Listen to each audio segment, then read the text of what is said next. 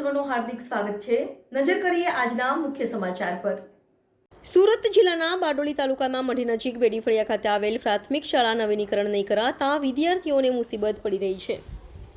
વિભાગ દ્વારા શાળાના જર્જરિત મકાન તોડી પાડવાના આદેશ બાદ નવેમ્બર માસમાં શાળા તોડી પડાઈ હતી। જોકે ત્યારબાદ આજે 3 મહિના જેટલો સમય વીતી જવા છતાં ફરી શાળાનું કામ નહીં શરૂ થતાં ધોરણ 1 થી 8ના વિદ્યાર્થીઓએ બહાર ખુલ્લા તડકામાં બેસીને અભ્યાસ કરવાની નોબત આવી છે।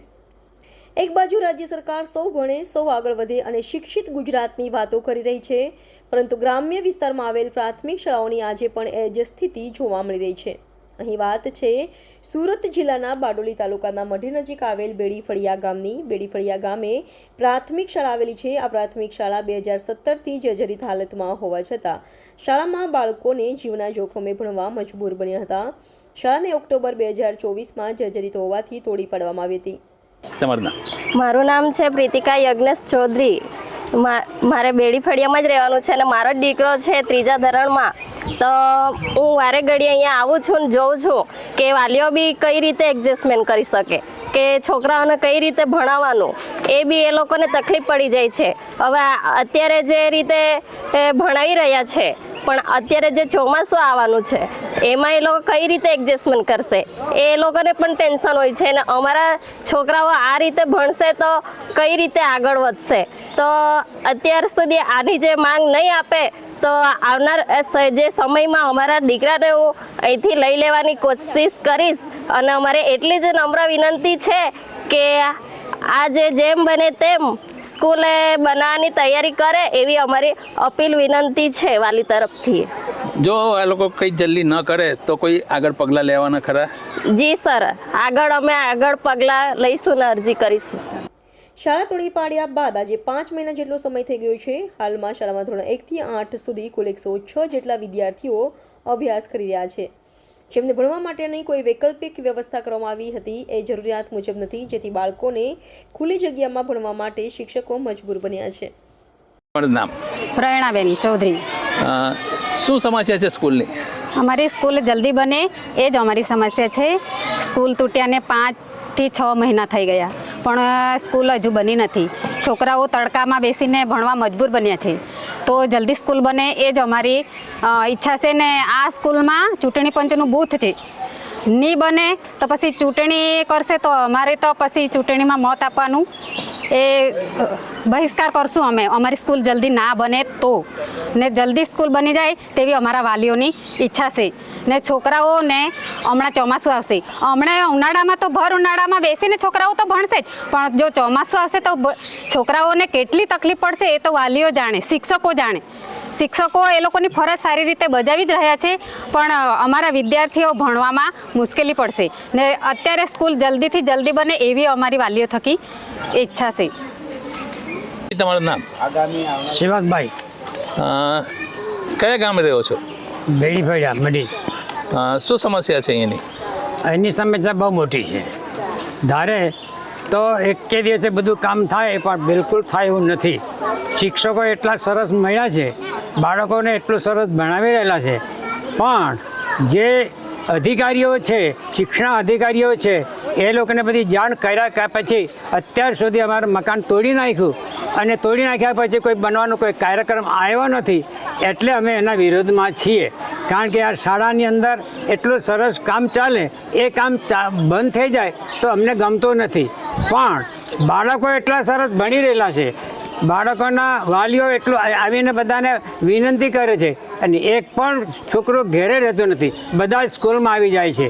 પણ આ જે મકાન તૂટી ગયું તો છોકરાઓને ક્યાં બેસાડાય મોટો પ્રશ્ન અમારો આવેલો છે। હવે અમારે મકાન ક્યારે બનવું, ક્યારે હમણાં ચોમાસું આવી જવાનું, એ છોકરાઓ ક્યાં બેસે? તો આ લોકોને એની કોઈ ખબર જ પડી નથી। છોકરાઓ જ્યાં બેસે ત્યાં ભણાવી દે એવો વિચારવાળા શિક્ષકો બિચારા શું કરે? કારણ કે આ શિક્ષણ અધિકારીને નથી પડી, ટીડીઓને નથી પડી, તો કોને પડેલી છે? અત્યારે ગામના લોકોને જ પડેલી છે કે આ બધું કામ કર્યા કરે। દરેકની જવાબદારી છે, દરેકને કામ સોંપેલું છે. આજે તમને શિક્ષણ અધિકારી બનાવી દીધા. શાના માટે? તમે અહીંયા ભણીને પછી શિક્ષણ અધિકારી બન્યા. એમને એમ નથી બન્યા તો તમે બન્યા તો તમે બધું જ જાણો છો. તો શા માટે આ શાળાની અંદર જલ્દી આગળ બની જાય એવો કેમ વિચાર કરતા નથી?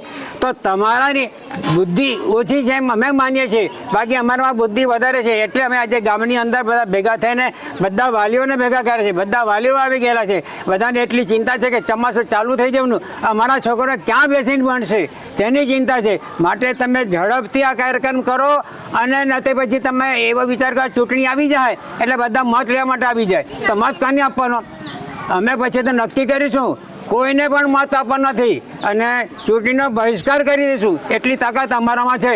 તમે ધારો તે કરી શકે એવા છે. તમે એમ નહીં માનતા કે આ લોકોથી કંઈ અમને બધું જ આવડે છે અને બહિષ્કાર કરી એટલે કરી જ નાખીશું. એક પણ મત અમે આપી નહીં શકીએ. શાળાને તોડી પાડ્યા બાદ નવી શાળા બનાવવા માંગ કરાઈ હતી. જે તે વિભાગમાં રજૂઆતો બાદ પણ શાળા અંગે કોઈ કામગીરી શરૂ કરાઈ નથી. ધોરણ 1 થી 8ના 100થી વધુ વિદ્યાર્થીઓ છે. ઓરડા હાલ માત્ર 2 જ કાર્યરત હોય. મોટાભાગના બાળકોએ બહાર તડકામાં બેસીને અભ્યાસ કરવાની ફરજ પડી છે. બીજી બાજુ અધિકારીઓ અને જવાબદાર વિભાગ ટેન્ડર પ્રક્રિયાની જ રાહ જોઈ રહ્યું છે. શિક્ષણ વિભાગની બેદરકારીનો ભોગ આ માસૂમ બાળકો ભોગવી રહ્યા છે.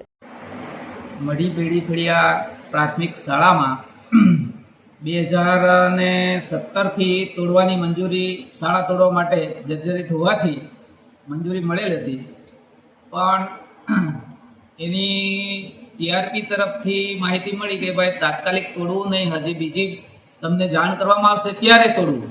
તો તે પછી અમે 2024માં એની ફરીથી શાળા તોડવાની મંજૂરી સરકાર તરફથી જણાવવામાં આવી કે તમારે હવે તોડી નાખવાની છે, ભયજનક હોય. એટલે અમે એ શાળા 2017 પછી 24માં તોડી હરાજી કરીને, અને એ હરાજી કર્યા પછી 2 વખત ટેન્ડર પણ બહાર પડી ગયા, પણ એ ટેન્ડર ભરાયા નથી. એના કારણે હજી સુધી શાળાનું બાંધકામ ચાલુ થયું નથી. હવે શાળાની સંખ્યા 106 હાલમાં છે, જે 1 થી 8 ધોરણમાં. તો એ બાળકો અત્યારે બહાર બેસવાની નોબત છે, કારણ કે અમારી પાસે બીજી જગ્યા નથી. આજુબાજુમાં રૂમો છે, એમાં હાલ પૂરતા ટેમ્પરરી અમે શિફ્ટ કરેલા છે, છતાં પણ મોટાભાગના કાર્યક્રમો અમારે બહાર કરવા પડે છે. હવે તાપના દિવસો, હવે ચોમાસું પણ આવશે, એટલે કંઈક સરકાર ઘટતું કરે એવી અમે આશા રાખીએ છીએ. અને વધુ માહિતી માટે તો ડીપીઓ સાહેબ અમારા છે, એમનો તમે કોન્ટેક્ટ કરી શકો. શિક્ષણ વિભાગ દ્વારા શાળા ન બનવાથી આક્રોશ જોવા મળી રહ્યો છે. વાલીઓએ શાળાને વહેલા તે પહેલાના ધોરણે બનાવવા માટે સરકાર પાસે માંગ કરી રહી છે.